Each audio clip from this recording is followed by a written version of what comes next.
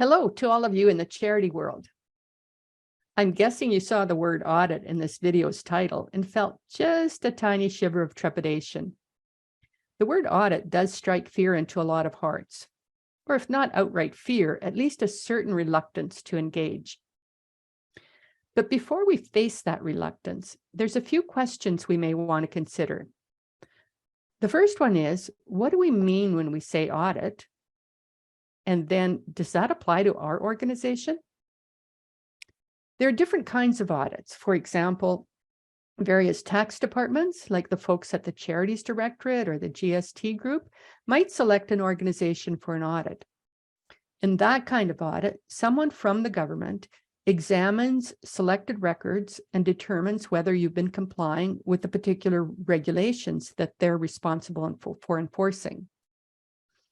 But the most common sort of audit is the audit of an organization's financial statements, where the organization engages and pays an independent accounting firm to offer an opinion on whether those financial statements are fairly presented or not.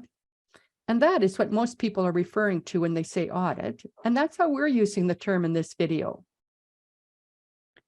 This leads to the question, does every charity, every nonprofit need to have this kind of audit done?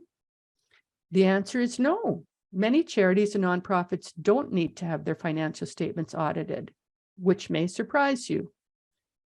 But before you appoint an accounting firm to do an audit, it's important to be clear on whether it's mandatory or if it's being done in the spirit of best financial practices, or even if it might be replaced by a different level of engagement than an audit.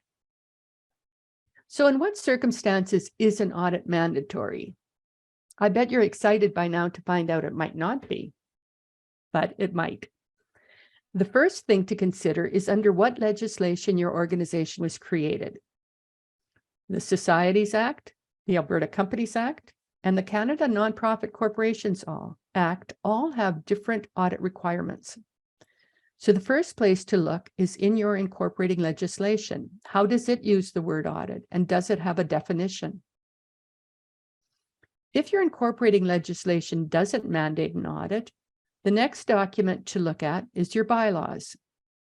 Even if the legislation might provide alternatives, the bylaws may specify an independent audit is required.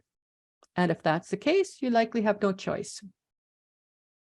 Well, maybe both your legislation and bylaws are silent on whether you need an audit or not, or silent on defining what they mean by an audit. There are two more reasons why you might still require one. A lot of funding agencies will make a financial statement audit of either the entire organization or at least the program they're funding, a condition of the grant contract. So even if there's not a legislated need for an audit, there may be a contractual requirement. The final reason one might engage an auditor, even if legislation, bylaws, and contractual obligations don't exist, is a board policy that's based on best financial practices.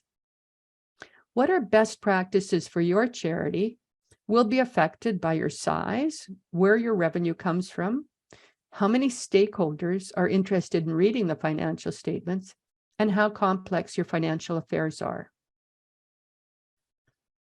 If, after considering all of these, the board determines that an audit should proceed, you will likely be interested in getting the best service from your auditor and for a reasonable fee. You'll want the audit report to reflect what actually happened in the organization during the year. This is where our seminar comes in.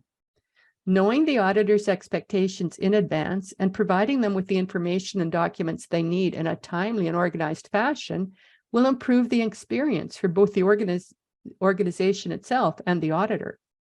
Our seminar will describe what the different roles of the auditor, the board of directors, management, and the accounting staff are in the audit process. I'm looking forward to seeing you in February to discuss in more detail about what the charity's management and accounting staff can do ahead of and during the audit to contribute to the smoothest possible process and timely completion of the audit. See you then.